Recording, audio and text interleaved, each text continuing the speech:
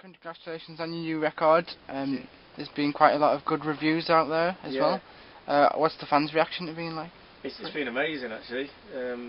We've lived with the record for quite a while, and it feels so amazing to the people that already like our band have like really embraced it and just been like, I don't know, like so complimentary and just, you know, loving all the aspects. And I love the fact that the fans of our band really like lyrics, because that's like really important to me.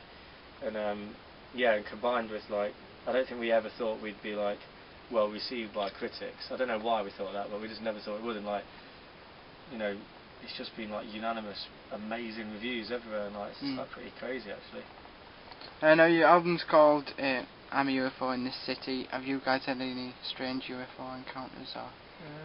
No, I'm quite disappointed that I've not, man. I'd love to. That'd just be amazing, man. Experience something like that. Yeah, I've watched the whole box set of X-Files a lot, and you'd think that might like kind of provoke me to see stuff, but I haven't. But the only thing I've ever seen, it's not UFO related, but I went to, I don't know how I don't know if it's pronounced different in France, but I went to Lourdes, which is where the Virgin Mary was supposed to have appeared and done stuff. And when we were driving back, like I'm not religious, this is when I was younger.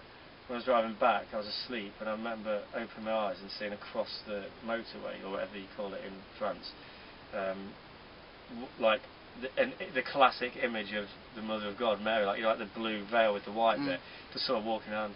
And I was with a friend's family on holiday, and I was going to, you know, no one believed me, but I'd still totally believe I saw that. I thought it was like a figure in my room, like sat on the chair next to my bed once, and like it really freaked me out, and just kind of like woke up and like, oh, this is like some weird moment, and it was just a hoodie. Something weird. I remember it's not to do with UFO, but it's a good story. So just telling stories now, because it's relevant to the question. Lostalone story thing. My acoustic guitar was in my room, nothing needed, and during the night, and it hit 2 notes. Something hit 2 notes. Mark said it could be a spider climbing on it. Yeah. But that was so weird. Like, I Paranormal actually got activity. up out of my bed and I was like, whoa. I Like, genuinely believe, if you just tell stories, that, and Mark will back this up, that, like, I'm sure loads of people, I'm not saying I've just got this gift, but I've got this weird thing where I will say something like, oh, that was so-and-so, and it wasn't, but then like a minute later, that person will walk past. Do you know what I mean? Like, I've done it with old school teachers and stuff, like where a car will go past, and I'll go, oh, wasn't that Mr. Miles? I'll be like, no.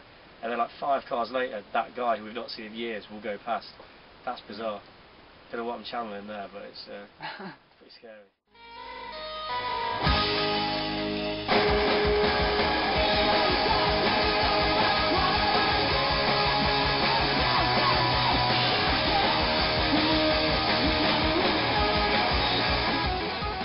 Going back to the record. Yes, let's go back to you guys work with some top producers, including Greg Wills and MCR lead singer Gerard Way. Yeah. Was that fun out in LA? Yeah, it was. It was Jack Knife Lee and Greg Wells who produced the record. Gerard at My Chem was like executive producer, which just involved him. He was there from like kind of the very start, and I was emailing back and forth with him the demos. Like, I had like 70 demos for this album, and he helped pick out. Well, it was just like an extra ear, you know, before the studio time actually happened. And he would say, you know, I was sending so many songs, and he would go, oh, that one, you know, and we might be like, really? But it was like an extra kind of ear. And then he helped hook us actually up with, especially Greg Wells. He was directly involved in putting us together. And in the studio, it was Jack Knife Lee for some songs, Greg Wells for others, and it was just an absolutely amazing experience. Probably like the best experience of my life. Something I think a lot, if you're in a band, you dream of. You know, we went out to America. We had 6.5 weeks, and we knew that when we finished, we had to come home with a record. And it was just working all day, every day, on something you absolutely love, with complete geniuses. You know, these 2 producers and their engineers were amazing. We had you know, all you had to think about that day, every day, was just making music. Well, they got the best out of you then, or something? Yeah, I think they definitely did, and I think it's a relationship that I hope will continue. Like, we definitely go straight back to them for the next record. That's what we'd like to do anyway.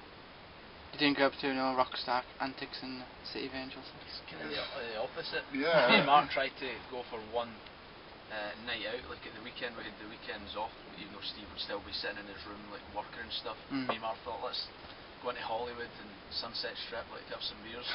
So we tried to walk in. We walked for about 2.5 miles, and then the pavement ended, and it was just like a motorway on the freeway, so we had to just come back.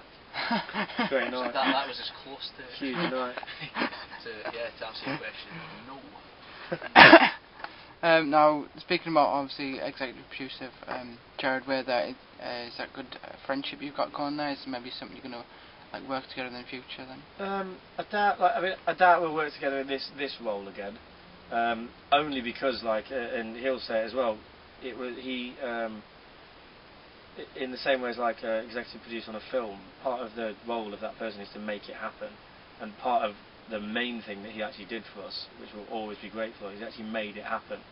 At the time of him getting involved, we'd just lost or gotten rid of management, and we didn't have a label or anything, and he was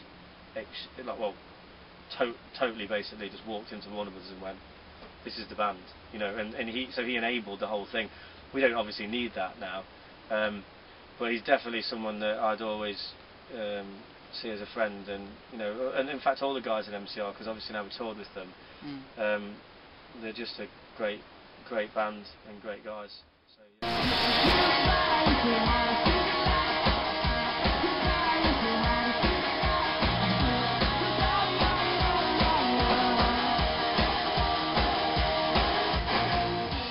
Single is called Love Will Eat You Alive. Can you tell us a little bit about the video behind that and the video? Why picking that for the single? Yeah, well, the reason we picked it for the single is like for me personally, when I wrote it, I thought that's the song I want to put out there, and it kind of for me encapsulates not every element of our band. It's not really got the kind of heavy riff-a-rama in it, but it's got everything that I love and what I wanted to convey on the record, which is big vocal harmonies. With a background of quite heavy, you know, it's a rocking song, so that's the reason we wanted to put it out there. And the video is just a kind of continuation of the first video, which is just a thing in my head of basically it's going to end up with the third video where I just get to kill everybody else, and that's all I'm working towards in it. So the first video, they're chasing me, it's kind of, have you seen the film Super 8? It's out last year. No. Go and see it. No. You get it on DVD, it's brilliant. Well, I saw that, and then we just thought I'll be some kind of like ambiguous type supernatural thing, and they're kind of baddie CIA type agents, and then we carried that through onto this video, and the next one I'm just going to kill everybody. That wasn't your plan to start with until the first day when you were just getting tortured all day, and then you said that's it. The next video I'm just yeah. kill After in the current video, I got properly tortured, so I've decided that on the next one I'm going to just kill everybody. Thanks for doing the interview. See you later. No worries. Bye.